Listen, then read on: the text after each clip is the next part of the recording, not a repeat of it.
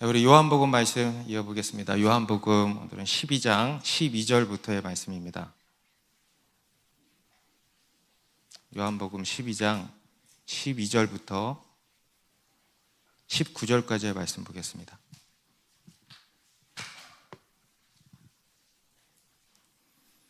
12절부터 저 한 절씩 읽겠습니다. 그 이튿날에는 명절에 온 큰 무리가 예수께서 예루살렘으로 오신다는 것을 듣고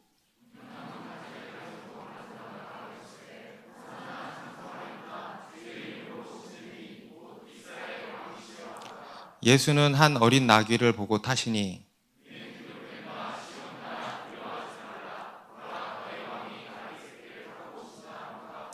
제자들은 처음에 이 일을 깨닫지 못하였다가 예수께서 영광을 얻으신 후에야 이것이 예수께 대하여 기록된 것인과 사람들이 예수께 이같이 한 것임이 생각났더라.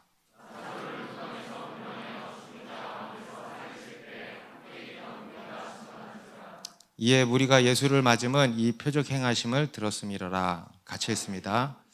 바리새인들이 서로 말하되 볼지어다 너희 하는 일이 쓸데없다. 보라 온 세상이 그를 따르는도다 하니라. 아멘. 네, 어느덧 올 한 해도 올 2022년도도 이제 막바지에 다다랐습니다. 매년 느끼는 것이지만 시간이 참 빠르죠. 네, 갈수록 더 빠르죠. 네, 주여. 우리가 항상 연말이 되면 이런저런 생각나는 것들이 많이 있는 것 같습니다. 물론 여러분들 연말 되면 생각나는 게 뭐예요? 오직 예수, 오직 복음. 크리스마스 전도 집회가 우리 생각이 나죠. 늘 일할 것만 생각이 나죠. 근데 우리가 예수 믿기 전에는 무슨 생각들이 많이 났습니까? 놀 생각이 많이 났습니까? 놀 생각, 연말 송년회도 많고, 그죠? 그리고 또 한 가지 우리가 생각이 나는 게 연말 시상식인 것 같아요. 연말 시상식. 요즘은 모르겠습니다. TV를 안 봐서. 근데 저 어렸을 때만 해도 연말 하면은 항상 떠오르는 게 연말 시상식이었어요. 연말 시상식이 되게 큰 또 관심 사이기도 하지 않았습니까? 연말 시상식 하면 또 떠오르는 게 뭐냐? 연말 시상식에서 상 탄 사람, 수상소감도 화제가 되지만 또 한 가지 화제가 되는 게 이 연예인들의 배우가 됐건 가수가 됐건 이런 유명인들의 화려한 등장이 좀 화제가 되는 것 같아요. 외국에도 여러 시상식들이 있죠. 유럽의 칸 영화제나 또 아카데미 시상 그리고 에미상 이러한 시상식들을 이렇게 보면은 떠오르는 장면이 뭡니까? 레드카펫이 딱 떠오르죠. 실제로 인터넷에 칸 영화제 쳐서 딱 엔터를 치면은요 사진이 보면 새빨개요. 레드카펫. 이게 가장 떠오르는 장면인 것 같습니다. 그 옆에서 그 주변에서 여러 기자들과 또 여러 팬들과 사람들이 이제 모여서 자기가 좋아하는 사람이 도착하기를 목 놓아 기다리는 것이죠. 그들의 화려한 등장을 이제 기다리는 것입니다. 그리고 마찬가지 멋진 세단이나 밴을 타고 이렇게 딱 도착을 해가지고 이제 화려한 의상을 입은 배우나 가수들이 내리죠. 그러면 사람들이 환호성을 지릅니다. 그리고 또 카메라 프레시가 막 터져요. 프레시 세례를 이제 받으면서 화려한 등장을 하는 거죠. 여러분 혹시 오케스트라가 연주하는 음악회를 가보신 적 있으십니까? 없으세요? 그 음악회에 가면은 이제 오케스트라에 이제 악단이 등장을 합니다. 그래서 연주자들이 등장을 해서 자리에 앉고 그리고 나면 누가 등장하냐면 악장이라고 하는 사람이 등장합니다. 악장이라고 하는 사람이 박수를 막 받으면서 이렇게 등장을 합니다. 그리고 나서 이제 잠시 정적이 흐릅니다. 그리고 그 잠시 정적이 흐른 뒤에 무대의 한쪽 끝에서 더 큰 박수 갈채를 받으면서 지휘자가 등장을 합니다. 그리고 이제 이 지휘자가 관객에게 미소를 띠면서 인사를 딱 하고 그리고 단상에 올라가서 이제 그때부터 연주가 시작이 되는 거죠. 아카데미 시상식과 이렇게 비할 바는 못 되지만은 그래도 이 또한 어떤 강한 인상을 주려는 의도가 이제 담겨 있는 것입니다. 올해 5월 달에 우리 윤석열 대통령이 취임을 했죠. 여러분 그 취임식 혹시 보셨습니까? 저도 뭐 풀 영상을 보지는 못했지만 대충만 이렇게 봤지만 그 취임식도 이렇게 진행이 됐습니다. 초반 1시간 동안은요 식전 행사가 있었다 그럽니다. 그래서 뭐 음악회도 하고 등등등 이런 식전 행사가 진행이 되고 본 행사가 이제 딱 시작이 되는데 본 행사가 시작될 때 누가 등단을 하는 거예요? 대통령이 이제 입장을 하는 겁니다. 그래서 거기에 모인 모든 사람들, 방송으로 보는 모든 사람들 다 어디를 집중합니까? 대통령이 들어오는 길목이 있을 거 아니에요. 거기를 주목을 하는 겁니다. 뚫어지게 왜 이리 안 오나, 왜 이리 안 나타나나 한참을 뚫어지게 쳐다보고 있다 보면은 갑자기 시꺼먼 차들이 주주주주주주주주 해가지고는 이제 도착을 하죠. 그리고 경호원들이 먼저 따다닥 내리고 그리고 대통령이 탄 차의 문을 다 열면은 대통령과 또 영부인이 이렇게 내려서 멋진 음악과 함께 대통령 자리로 단상으로 이렇게 입장을 합니다. 이 또한 굉장히 화려한 등장이죠. 여러분 우리에게는 별 해당 사항이 안 되는 것들이지만 그래도 우리가 결혼할 때는 그죠? 이런 화려한 등장을 하지 않습니까? 멋진 신랑과 또 아름다운 신부가 멋지게 화려하게 등장을 합니다. 이런 것들 보면은 이런 멋진 등장, 화려한 등장은 우리 인생의 일부분이며 또 우리 인간의 바라는 어떤 인생의 한 목표라는 생각이 듭니다. 오늘 우리가 읽은 본문도요 바로 그런 장면입니다. 예수님이 등장하시는 장면입니다. 예수님께서 이제 예루살렘 성에 입성하시는 그러한 모습을 기록을 하고 있습니다. 우리 앞에서 예수님께서는 유월절을 한 주 앞두고 베다니로 다시 돌아오셨다 그랬습니다. 그리고 그 베다니에서 예수님을 위한 잔치가 벌어졌다 그랬죠. 그리고 그 자리에서 마리아는 아주 특별한 섬김을 했습니다. 그래서 예수님의 발에 자신의 향유 옥합을 깨서 부어드리고 머리털로 그 발을 씻겨드렸습니다. 예수님께서 머지않아 십자가에 돌아가실 것을 미리 알고 예수님의 장례를 위한 예언적인 행동을 취한 것이었죠. 그리고 그러한 잔치가 이제 끝나고 그 다음 날입니다. 그 다음 날 예수님께서 바로 유월절에 맞춰서 예루살렘 성으로 이제 들어가신 것입니다. 오늘 본문 우리 12절 13절을 보시겠습니다. 우리 12절 13절 다시 같이 읽습니다. 시작. 그 이튿날에는 명절에 온 큰 무리가 예수께서 예루살렘으로 오신다는 것을 듣고 종려나무 가지를 가지고 맞으러 나가 외치되 호산나 찬송하리로다 주의 이름으로 오시는 이 곧 이스라엘의 왕이시여 하더라. 요세푸스라고 하는 이 유대 역사학자 다들 잘 아실 겁니다. 그 사람에 의하면 그 당시 유월절 때 예루살렘에 모인 인파가 약 270만 명 정도로 추정을 한대요. 270명이 아니고 270만 명. 감이 안 오죠. 270만 명. 여러분 상암동 월드컵 경기장의 좌석수가 66,704석이에요. 상암동 월드컵 경기장 40개 40개 엄청난 인파가 예루살렘에 모인 거죠. 뭐 일시적으로 모인 건 아닐지라도 그 절기에 이제 그 사람들이 이제 모였다라는 겁니다. 그 당시 예루살렘에 모인 그날, 오늘 이 성경 본문에 나오는 이날 예루살렘에 모인 이 유대인들의 주된 관심사가 뭐였을까요? 당연히 예수님께 있었겠죠. 작년에도 예수님께, 재작년에도 예수님께 있었거든요. 근데 올해 6월절에는 더더욱 예수님께 관심이 있었을 겁니다. 왜냐하면 한 두어 달 전에 저 베다니에서 죽은 나사로를 살리신 이야기를 전해 들었을 것이거든요. 그래서 그 당시 이 예루살렘에 모인 유대인들에게 가장 큰 관심사는 예수님께서 이번 6월절에도 오실까가 가장 큰 관심사라고 그러지 않았습니까? 그런데 지금 한간에 들리는 소문이 벌써 베다니에 오셨다는 거예요. 그리고 오늘 예루살렘에 오신다는 소식을 다 들은 겁니다. 그래서 이 수많은 사람들이요, 이 예루살렘 성 초입에서부터 지금 예수님을 보려고 모인 겁니다. 우리 13절에 보니까 다 뭘 들고 있었대? 종려나무 가지를 막 들고 이제 예수님을 맞으러 나왔다 그랬죠. 여기서 종려나무는 뭐냐면 여러분 대추야자 나무 아세요? 대추야자. 이번에 우리 두바이 선교팀 갔다 오신 분들 대추야자 막 하나씩들 받아오셨더라고요. 대추야자 나무를 이제 종려나무라 그러는 겁니다. 그래서 이 종려나무 가지를 흔든 거예요. 왜냐하면 이 종려나무에는요, 성경에 보면 이제 몇 가지 영적인 의미가 담겨 있습니다. 먼저는 종려나무는, 이 대추야자 나무는 열매가요 엄청나게 맺혀요. 열매가 엄청나게 맺힌대. 그래서 다산을 상징합니다. 풍요, 그리고 안식을 의미합니다. 그리고 두 번째 의미가 있는데 바로 승리의 의미가 있습니다. 왜 승리의 의미가 담겨 있냐면, 이 종려나무의 또 한 가지 특징이요, 불에 타도 비가 오면 살아난대요. 그러니까 굉장한 생명력이죠.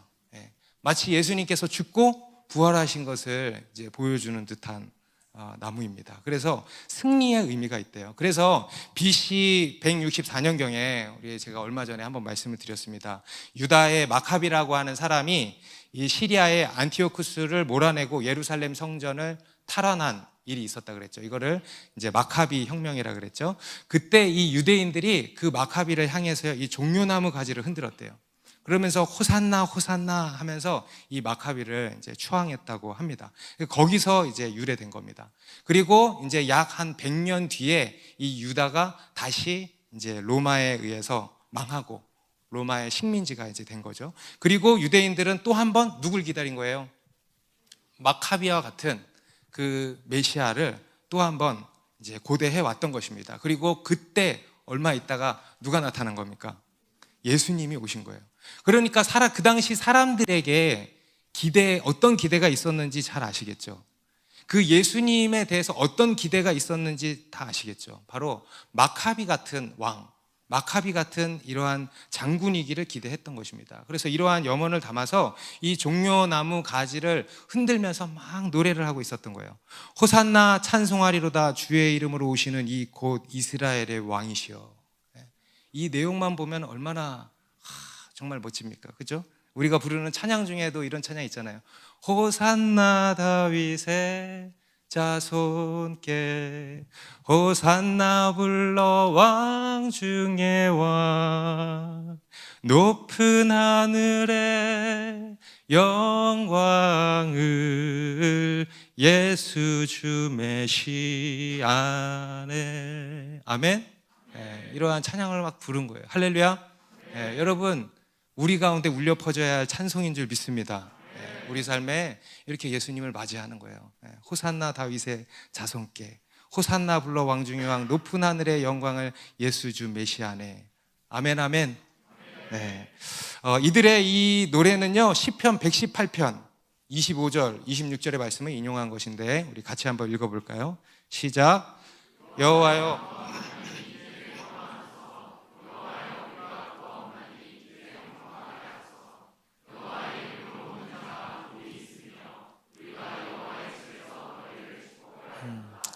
여기서 여호와여 구하옵나니 이제 구원하소서, 이거를 히브리어로 뭐라 그럴까? 정확히는 호시안나. 코브리어로 호산나라고 하는 거예요. 코브리어가 뭔지 아세요? 콩글리시가 뭔지 아시죠?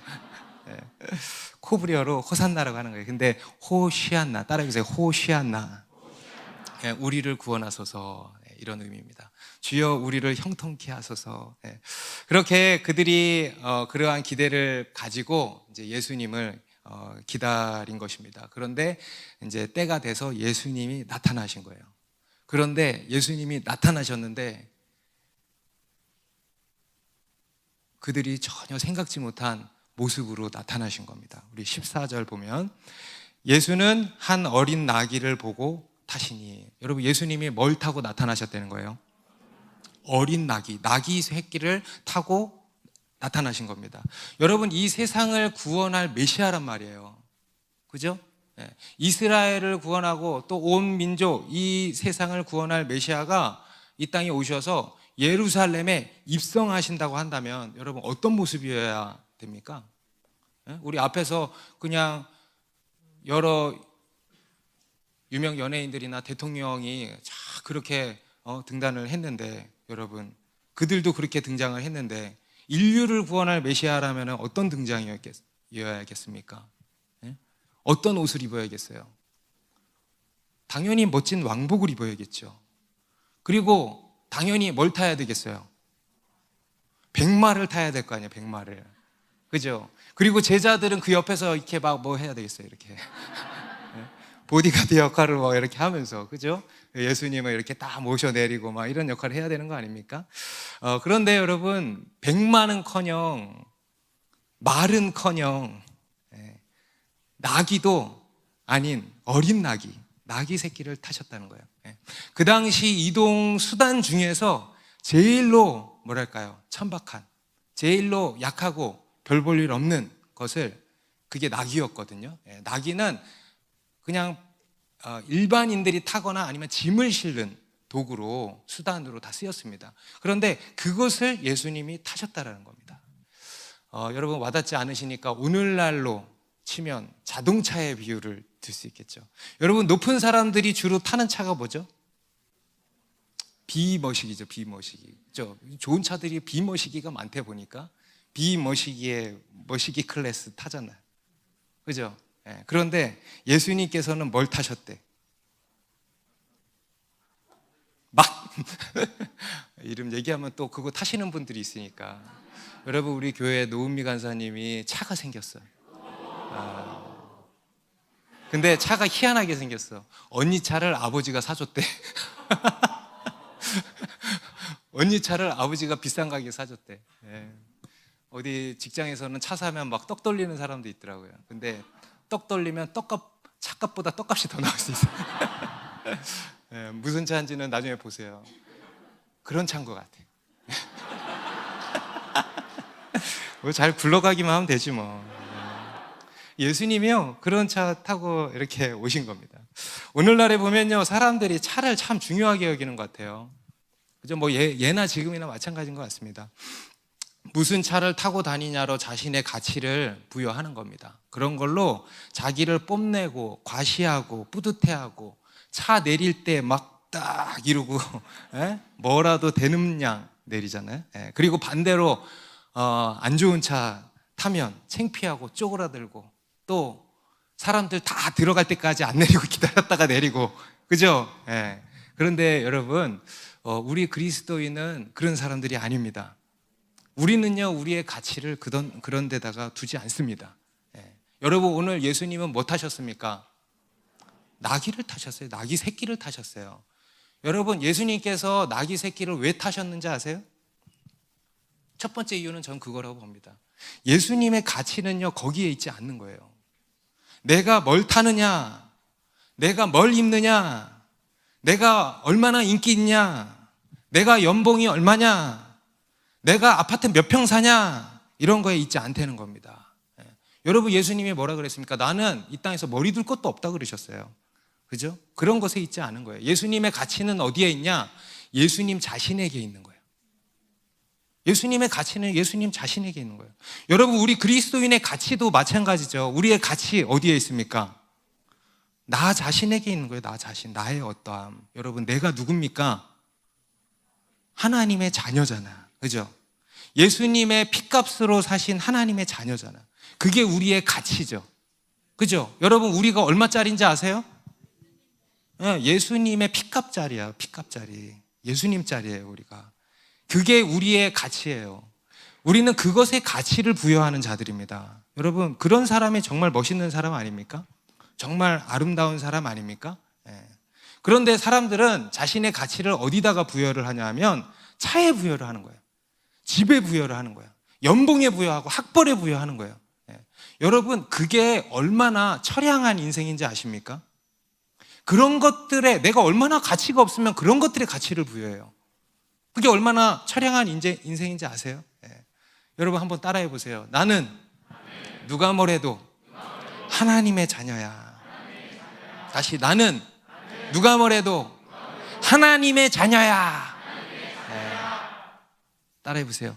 꽝꽝꽝. 이거 뭔지 배웠죠? 킹콩. 나는 누가 뭐래도 하나님의 자녀야. 아멘? 여러분, 차에서 당당하게 내리게 되시기 바랍니다. 아멘? 그리고 오늘 이 예수님께서는 왜 나귀를 타셨는가, 오늘 이것을 가지고 좀 나누려고 합니다. 첫 번째 이유는 예수님의 가치는 거기에 있지 않다 그랬어요. 그리고 예수님께서 나귀를 타신 이유, 이 안에 담겨 있는 이제 의미가 있습니다. 첫 번째로 예수님께서 나귀 새끼를 타신 이유는요, 하나님의 말씀을 성취하기 위함이라고 말씀을 하고 있습니다. 우리 15절 같이 읽습니다. 시작. 이는 기록된 바 시온 따라 두려워하지 말라. 보라, 너의 왕이 나귀 새끼를 타고 오신다 함과 같더라. 우리 앞에 보면 이는 기록된 바 그러죠. 여기서 기록된 바는 뭐예요? 스가랴 9장 9절의 말씀입니다. 우리 스가랴 9장 9절도 보면 시온에 따라 크게 기뻐할지어다, 예루살렘에 따라 즐거이 부를지어다. 보라, 내 왕이 내게 임하시나니 그는 공의로우시며 구원을 베푸시며 겸손하여서 나귀를 타시나니 나귀의 작은 것 곧 나귀 새끼니라. 여러분, 구약 성경에 예수님에 대한 예언이 300개 이상이 나온다고 그랬죠? 그 중에 대표적인 한 가지가 바로 이겁니다. 여러분, 스가랴 선지자는요, 예수님이 이 땅에 오시기 500년 전 사람이에요. 이 스가랴서는요, 예수님이 오시기 500년 전에 기록된 책입니다. 그런 책에 여러분 이런 놀라운 말씀이 있는 거예요.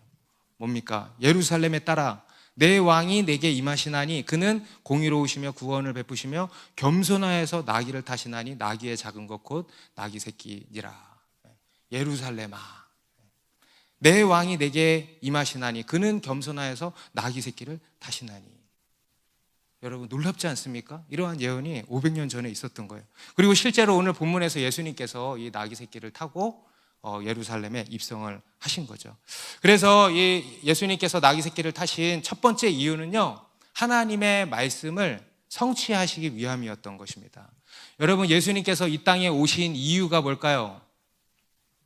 하나님의 말씀을 성취하시기 위해서, 이루시기 위해서 오신 것입니다. 이게 예수님이 이 땅에 오신 첫 번째 목적이었습니다. 하나님의 뜻을 이루시기 위함이었던 것입니다. 그리고 실제로 그렇게 하셨던 거죠. 그래서 예수님의 생애와 사역의 모든 것들이요, 다 구약의 약속의 말씀을 성취시키는 것들이었습니다.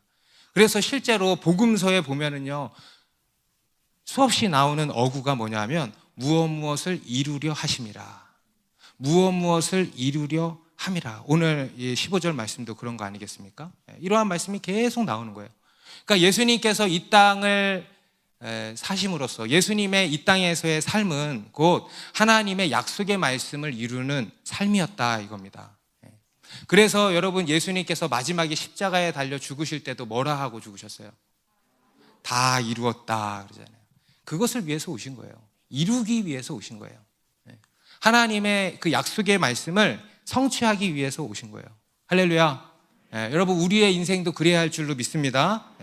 예수님께서 이 땅에 사시는 동안 하신 일은요, 오직, 따라하세요, 오직 순종, 오직 하나님의 말씀에 순종하는 일이었습니다. 오직 순종이었습니다. 우리 앞에서도 예수님께서 사람들과 논쟁할 때 거듭 말씀하신 게 그거 아니었습니까? 나는 내 뜻대로 하는 거 하나 없다, 다 아버지의 뜻을 따라 행한다, 이렇게 말씀하셨죠. 곧 하나님 아버지께 순종하신다는 거예요. 그야말로 말씀이 육신이 되는 삶이 이런 것입니다. 그 말씀을 살아내신 거예요. 말씀을 성취하는, 이루는 삶을 사신 거예요. 곧 말씀이 육신이 되는 삶을 사신 거죠. 여러분, 하나님께서 오늘날 우리에게 원하시는 것도 뭘까요? 순종인 거예요. 순종. 따라해보세요. 순종. 여러분, 하나님이 우리에게 성공을 원하신다 그랬습니까? 잘해라, 너. 잘해야 된다. 성공을 원하신다 그랬어요? 아니죠. 하나님이 우리에게 원하시는 것은 딱 하나입니다. 순종이에요. 하나님 말씀에 순종하는 거. 그래서 우리 그리스도인에게는요, 순종이 곧 성공인 것입니다. 이것도 따라해 보세요. 순종이 곧 성공이다. 그래서 여러분, 순종하시기 바랍니다. 여러분, 우리의 문제가 어디에 있겠습니까? 우리의 문제는요, 순종하지 않는 것에 있습니다. 여러분, 우리 삶이 불행해지고 우리 삶이 이런저런 문제가 생기고 어려워지는 이유가 뭐겠어요? 불순종해서 그런 거예요. 순종하지 않으니까 그런 거예요. 하나님 말씀대로 살지 않으니까 그렇게 되는 거예요. 그러니까 삶이 어려워지는 거예요. 성경이 말씀하는 바가 바로 그거 아닙니까? 순종의 복과 불순종의 저주. 신명기 28장에 순종의 복과 불순종의 저주. 그게 성경의 선언입니다. 하라는 거 하고 하지 말라는 거 하지 말아야 되는 거예요. 그죠? 그러면 뭐예요? 하나님이 복 주신다는 거예요. 하나님이 잘 되게 해주신다는 것입니다. 믿으십니까? 여러분, 그게 성경의 약속이에요. 하라는 거 하고 하지 말라는 거 안 하고 살면 되는 거예요. 그러면 내가 다 책임진다. 그게 성경의 선언입니다. 그런데 우리는 어떻습니까? 하라는 건 안 하고 하지 말라는 것만 하고, 여러분, 그러니까 삶이 어려워지는 겁니다. 불행해지는 겁니다. 그죠? 간단합니다. 여러분, 우리 그리스도인의 인생의 목표는요, 오직 순종입니다. 성공이 아닌 순종입니다. 여러분, 우리의 성공 비결은요, 다름 아닌 순종입니다. 그래서 여러분, 순종하세요. 그러면 성공합니다. 그러면 잘 되는 겁니다. 여러분, 이것이 바로 순종의 능력이라는 거예요. 여러분, 순종에는 놀라운 능력이 있습니다. 여러분, 여호수아가 가나안 땅을 정복할 때 무슨 능력으로 정복했어요? 순종의 능력으로 정복했잖아. 그죠? 하나님 말씀에 순종하니까 요단강이 갈라졌죠. 여리고가 무너졌죠. 가나안을 몽땅 정복하게 된 거 아닙니까? 다른 능력이 뭐가 있었어요? 오직 순종한 거예요. 하나님 말씀에 순종. 여러분, 이 순종의 능력을 믿으시기 바랍니다. 여러분, 우리 그리스도인이 가져야 하는 첫 번째 능력은 바로 순종의 능력입니다. 그리고 두 번째로 예수님께서 나귀 새끼를 타셨다는 것은 무엇을 의미하냐? 바로 두 번째, 겸손을 의미합니다. 첫 번째는 순종을 의미하고요, 두 번째는 겸손이에요. 예수님께서는 겸손하셨다는 거예요. 아까 스가랴서 9장 9절에서도 말씀하셨죠. 그는 겸손하여서 나귀를 타시나니 나귀의 작은 것 곧 나귀 새끼니라. 여러분, 예수님께서 자기를 소개하실 때 대표적인 두 가지 성품으로 소개하셨잖아요. 뭡니까? 나는 마음이 온유하고 겸손하니. 나는 마음이 온유하고 겸손하니. 온유와 겸손. 특히 오늘 본문에서는 이 예수님의 겸손에 대해서 보여주고 있습니다. 예수님은 겸손하시다는 거예요. 태생부터가 겸손하세요. 여러분, 예수님이 어디서 태어나셨어요? 마구간, 한 여관의 마구간의 구유에 누이셨습니다. 여러분, 이 세상에 가장 낮은 곳으로 오신 거예요. 출생부터가 겸손하신 거예요. 그리고 공생의 기간 동안 머리 둘 곳이 없으셨다 그랬죠. 그죠? 그리고 또 뒤에 13장에도 나오지만 제자들의 발을 씻겨주셨어. 오늘 나귀를 또 타시기도 했고, 그리고 또 뭐라 그러셨습니까? 인자가 온 곳은 섬김을 받으려 함이 아니요 도리어 섬기러 왔다, 이렇게 말씀하셨잖아요. 그죠? 여러분, 섬김은요, 겸손한 사람만이 할 수 있는 겁니다. 섬김은요, 겸손할 때 가능한 일입니다. 여러분, 어떤 사람들이 다 섬기는지 아세요? 겸손한 사람이 섬기는 겁니다. 여러분, 교회 안에도 이런저런 섬김의 자리들이 많잖아요. 그 중에 굳은 일들도 이렇게 많이 있죠. 그런데 그런 일들 하는 사람들이 다 어떤 사람들이에요? 다 어떤 사람들이에요? 다 겸손한 사람들이에요. 겸손한 사람들. 교만한 사람은요, 섬김이 나올 수가 없어요. 예전에 어떤 한 형제님이 저한테 연락이 온 거예요. 자기가 예전에 사역을 하다가 좀 내려놨는데 이제 다시 사역을 좀 하고 싶대요. 그래서 제가 그랬어요. 아, 그래, 잘 생각했다. 요즘에 청소팀이 많이 부족해. 청소팀 와서 좀 하면 좋겠네. 그렇게 했어요. 그랬더니 갑자기 화를 버럭 내는 거예요. 아니, 그런 거 말고요. 그런 거예요. 아니, 그런 거 말고요. 그러는 거예요. 화를 버럭 내는 거예요. 여러분, 왜 그런 걸까? 교만한 거예요. 교만해서. 여러분, 섬김은요, 겸손할 때 가능한 겁니다. 여러분, 순종도 마찬가지예요. 예수님이 아까 하나님 말씀에 순종하셨다 그랬잖아요. 여러분, 이 순종도 어떤 사람이 하는 걸까? 교만한 사람이 순종할까? 절대 안 돼. 이 순종도 겸손할 때 할 수 있는 거예요. 교만한 사람은요, 절대 순종할 수가 없습니다. 자기 이론, 자기 생각, 자기 의로 꽉 찼는데 어떻게 순종을 합니까? 그죠? 순종도 겸손할 때 가능한 겁니다. 우리 빌립보서 2장 5절에 보면 5절부터 8절 같이 읽습니다. 시작.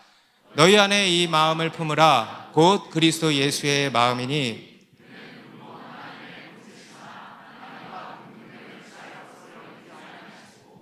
오히려 자기를 비워 종의 형체를 가지사 사람들과 같이 되셨고 사람의 모양으로 나타나사 자기를 낮추시고 죽기까지 복종하셨으니 곧 십자가에 죽으심이라. 너희 안에 이 마음을 품으라. 곧 그리스도 예수의 마음이니. 그런데 이 그리스도 예수의 마음은 어떤 마음이다? 간단히 두 단어로 얘기하면 겸손과 복종. 겸손과 순종이에요. 한번 따라해 보세요. 겸손과 순종. 그리고 이 순종은요, 겸손이 있을 때 순종도 나오는 거예요. 겸손과 순종, 이게 그리스도 예수의 마음이고 또 이것이 예수님의 능력입니다. 여러분, 능력 있길 원하시죠? 능력 있길 원하시죠? 힘이 있길 원하시죠? 여러분, 이러한 예수님의 능력을 가지시기 바랍니다. 오늘 정말 중요한 우리 그리스도인이 갖춰야 하는 능력이에요. 첫 번째, 순종의 능력. 두 번째, 겸손의 능력. 겸손과 순종의 능력 갖추시기 바랍니다. 여러분, 순종의 능력을 믿으세요?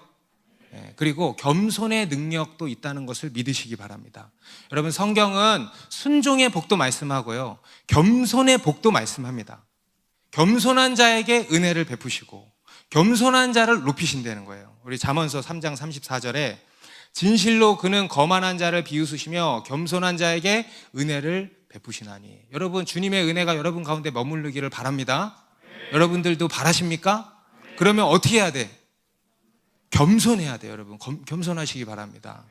우리 잠언서 29장 23절도 같이 읽습니다. 시작. 사람이 교만하면 낮아지게 되겠고 마음이 겸손하면 영예를 얻으리라. 여러분, 우리 하나님은 어떤 분이다?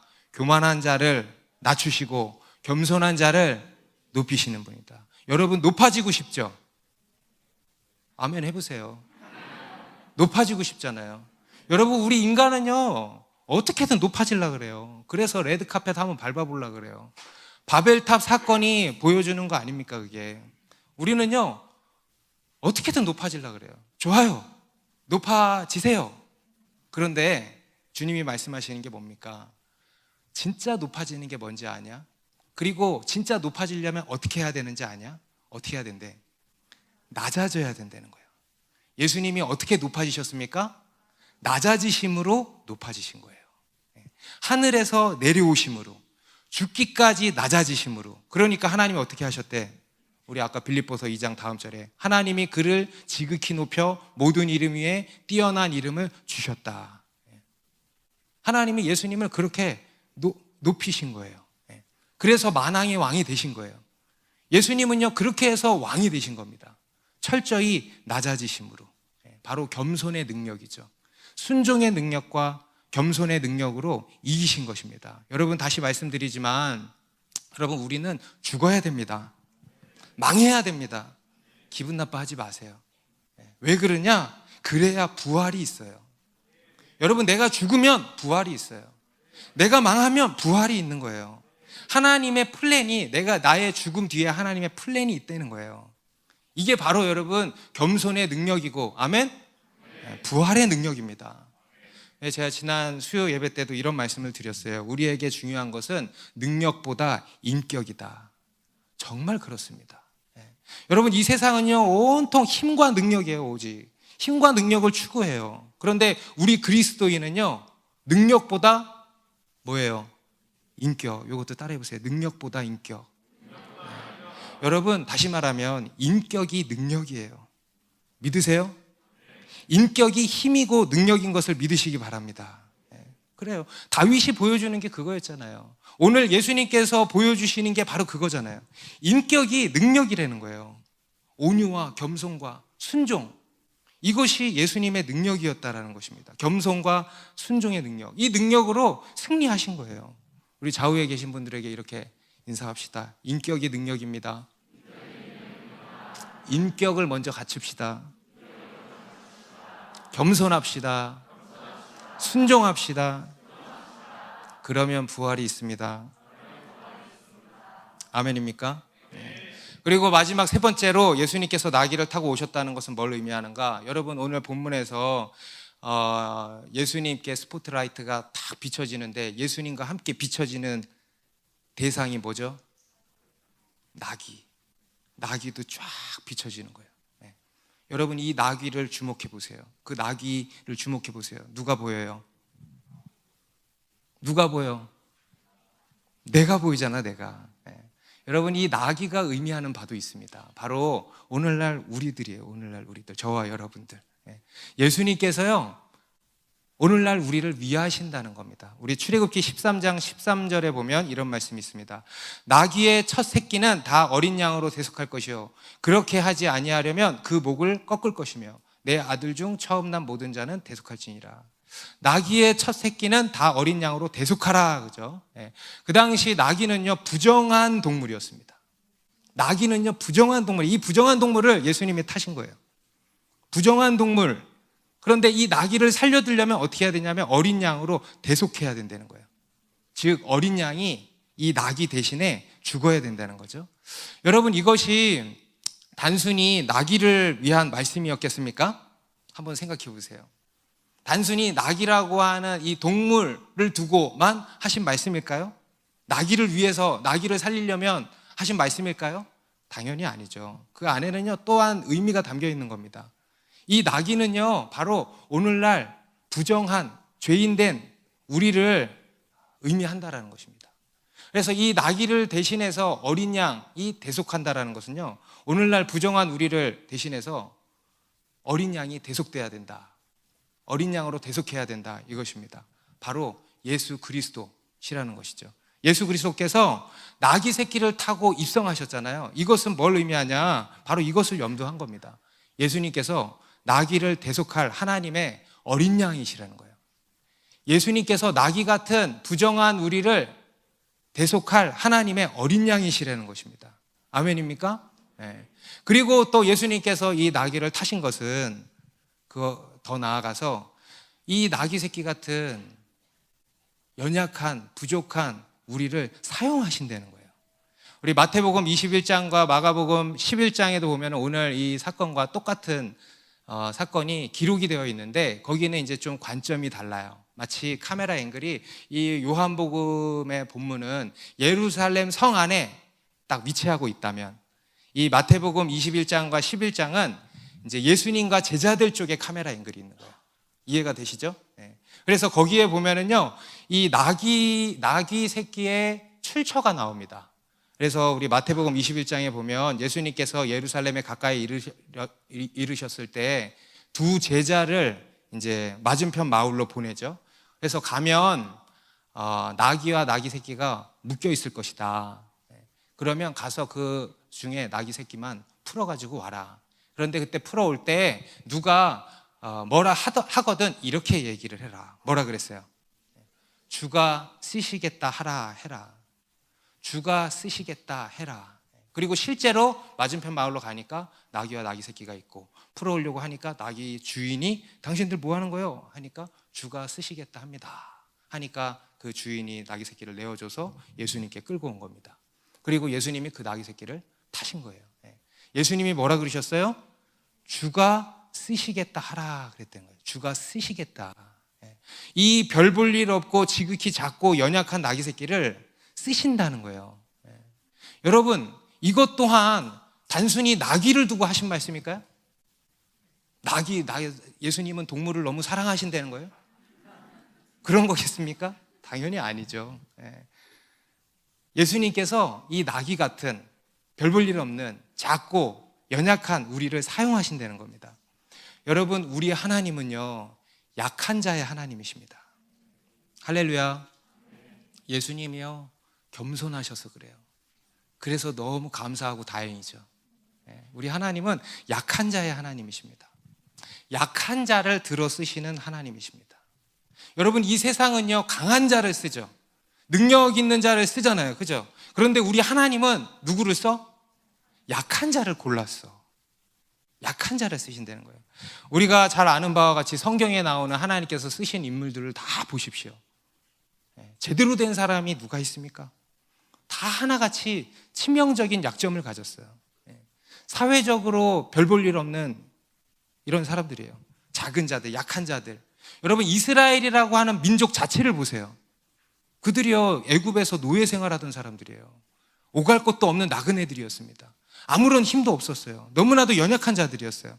그런데 그런 자들을 출애굽시키셔서 가나안 땅에 들어가게 하신 거예요. 얼마나 약한 민족들입니까? 그렇죠? 여러분, 우리나라를 보세요. 여러분, 우리나라를 보세요.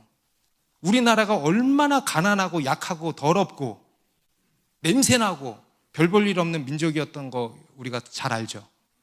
그죠? 우리가 그런 거 이제 과거를 털어버리려고 씻으려고 막 해서 그렇지. 여러분, 팩트는 그렇지 않습니다. 얼마나 우리나라가 별 볼 일 없는, 전 세계에서요 정말 찌질하게 가난한 그런 나라였습니다. 그런데 그런 우리나라와 민족을 하나님이 선택하신 거예요. 그리고 지금이 있게 하신 거예요. 그런 우리나라를, 우리 민족을 놀랍게 사용하시는 겁니다. 우리 12제자를 보십시오. 12제자들. 12제자들의 직업을 보세요. 4명이 어부예요. 한 사람은 세리예요. 나머지는 직업이 미상인데 제가 볼 때는 백수들이었을 거라고. 오늘날로 치면 이제 취준생들, 할 거 없는 이런 사람들, 이렇게 지위 있고 그런 사람들이 누가 있습니까? 여러분, 초대교회 당시에도 마찬가지였습니다. 우리 고린도전서 1장 26절에 보면 사도 바울이 이렇게 얘기하는데, 세번역 성경으로 보겠습니다. 형제자매 여러분, 여러분이 부르심을 받을 때 그 처지가 어떠하였는지 생각하여 보세요. 여러분, 육신의 기준으로 보아서 지혜 있는 사람이 많지 않고 권력 있는 사람이 많지 않고 가문이 훌륭한 사람이 많지 않았습니다. 그런데 하나님께서는 지혜 있는 자들을 부끄럽게 하시려고 세상의 어리석은 것들을 택하셨으며 강한 것들을 부끄럽게 하시려고 세상의 약한 것들을 택하셨습니다. 그 당시 초대교회의 주축이 되었던 사람들도 다 그랬다는 거예요. 지혜 있는 사람이 많지 않고 없다는 건 아니에요. 그죠? 권력 있는 사람이 많지 않고 없다는 건 아니에요. 근데 대부분이 다 뭐예요? 약하고 부족하고 원통하고, 그죠? 이런저런 작은 그런 사람들이 모여 있다는 겁니다. 여러분, 오늘날의 교회도 그럴까 안 그럴까? 왜 이리 목소리가 작아요? 여러분, 부르심을 받을 때 그 처지가 어떠하였는지 생각을 해보세요. 여러분, 예수 믿고 더 잘 됐잖아요. 그죠? 그래서 우리가 옛날 생각 못 하는데 옛날 생각 해봐요. 우리도 다 마찬가지. 그죠? 19세기 최고의 전도자가 누굽니까, 여러분? 전 세계에서 19세기의 최고의 전도자라고 한다면 여러분 기억하세요. D.L. 무디 목사님이에요. 논쟁의 여지가 없어요. D.L. 무디 목사님. 그런데 여러분, 이 D.L. 무디 목사님이 어떤 분이셨냐면 정말 찢어지게 가난한 집에서 태어나서 학교도 제대로 못 다녔어요. 그래서 돈 벌려고 일찍이 외삼촌 구두가게에 취직을 해서 일찍부터 구두 외판원으로 일을 했습니다. 그러다가 삼촌의 권유로 교회에 나가게 됐고, 그 교회에서 에드워드 킴벌이라고 하는 주일학교 선생님을 만나고 그에게 복음을 듣고 그가 거듭나고 인생이 뒤집어진 거예요. 그리고 복음을 전하기 시작하고 그가 19세기 최고의 복음 전도자가 된 것입니다. 학교도 제대로 못 다녀서 영어 실력이 그렇게 형편없었대. 언어 실력 형편없고 지식이 뭐가 있었겠어요? 얼마나 무식했겠어요. 그죠? 그런데 그런 그가 19세기 최고의 복음 전도자가 된 거예요. 할렐루야. 하나님이 그렇게 일하신다는 거예요. 여러분, 저도 마찬가지 아니겠습니까? 저도 얼마 전에 자주 말씀드리지만 더 이상 얘기 안 할래요. 걸어다니는 열등감이라 그랬지. 걸어다니는 열등감. 부족한 거 투성이. 출신 배경부터 해가지고 부족한 거 투성이에요. 약한 거 투성이에요. 제가 생각해봤어요. 그나마 나은 건 얼굴밖에 없다. 어떤 분들은 황당할 수 있겠지만 그 정도로 약함이 많다라고 이해해 주시면 되겠어요. 저의 솔직한 심정이 정말 내세울 건 얼굴밖에 없다. 다른 거는 있는 게 하나도 없어 정말.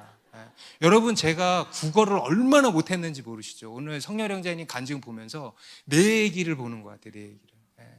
제가요 책 읽는 거 엄청 싫어하고 책 읽는 거 엄청 느리고 이해력도 느리고 그런 사람이 하나님의 말씀을 보고 하나님의 말씀을 전하는 일을 하고 있어요.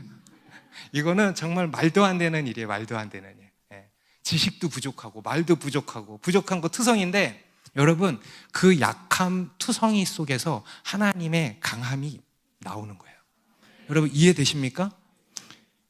약함 투성이, 이 틈바구니 속에서요 하나님의 능력이 막 나오는 거예요. 하나님의 강함이 막 나오는 거예요. 여러분, 하나님께서 우리를 쓰시는 이유는요 딱 하나입니다. 우리의 약함 때문이에요. 그게 성경의 말씀이에요. 우리가 뭐 이것저것 있어서 아니에요. 내가 너를 쓰는 이유는 네 약함을 내가 사랑하기 때문이다. 여러분, 하나님은요 우리의 약함을 사랑하십니다. 하나님은 약한 자의 하나님이십니다. 약한 자를 들어 쓰시는 하나님이십니다. 별 볼 일 없는 연약한 우리를 쓰신다는 거예요. 그래서 여러분 연약한 것에 감사하세요. 여러분의 연약함을 자랑하시고 기뻐하세요. 왜냐? 그 약함 때문에 우리가 하나님께 쓰임받는 거예요. 우리 고린도후서 12장 9절 말씀 같이 읽습니다. 10절까지 시작. 나에게 이르시기를 내 은혜가 내게 족하도다. 이는 내 능력이 약한 데서 온전하여 줌이라 하신지라. 그러므로 도리어 크게 기뻐함으로 나의 여러 약한 것들에 대하여 자랑하리니 이는 그리스도의 능력이 내게 머물게 하려 함이라. 그러므로 내가 그리스도를 위하여 약한 것들과 능욕과 궁핍과 박해와 공고를 기뻐하오니 이는 내가 약한 그때의 강함이라. 아멘. 여러분, 바울이요 자랑할 게 얼마나 많았겠어요. 바울은 정말 난 사람이잖아요, 그죠? 내세울 게 많았단 말이에요. 근데 바울이 지금 그가 자랑할 만한 것들은 다 배설물로 여긴다 그러고, 그리고 딱 하나 자랑하는데 뭘 자랑한대? 자기의 약함을 자랑한대. 왜? 그 약함이 그리스도의 능력을 자기에게 머물게 하는 능력이니까. 여러분, 우리의 약함은요 하나님의 강함을 경험하게 하는 능력인 것입니다. 약함은 또 하나의 능력인 거예요. 그래서 여러분, 이걸 가지고 약함의 능력이라 그래요. 우리 그리스도인이 가져야 하는 세 번째 능력이 바로 이겁니다. 약함의 능력을 가지시기 바랍니다. 여러분, 약한 거 없는 사람이 누가 있어요? 다 있잖아요, 그죠? 세상은 그 약함을 다 싫어하죠. 어떻게든 극복해 보려고 하죠. 어떻게든 벗어보려고 하죠. 여러분, 그러지 말라는 거예요. 약함을 감사하세요. 약함을 자랑하고 약함으로 인하여서 기뻐하세요. 왜냐하면 여러분, 그것이 바로 하나님이 우리를 쓰시는 이유가 되고, 그것이 하나님의 능력이 우리 가운데 머물게 하는 능력이 되기 때문입니다. 약할 때 강함 되시는 능력. 여러분, 이것이 우리 그리스도인이 갖춰야 하는 능력입니다. 이러한 능력을 갖게 되시기 바랍니다. 순종의 능력 가지시기 바랍니다. 겸손의 능력 가지시기 바랍니다. 약함의 능력 가지시기 바랍니다. 여러분, 순종하시기 바랍니다. 그리고 순종을 위해서 겸손해지세요. 겸손해지세요. 그리고 겸손을 위해서 여러분의 약함을 감사하고 기뻐하고 자랑하시기 바랍니다. 기도하겠습니다.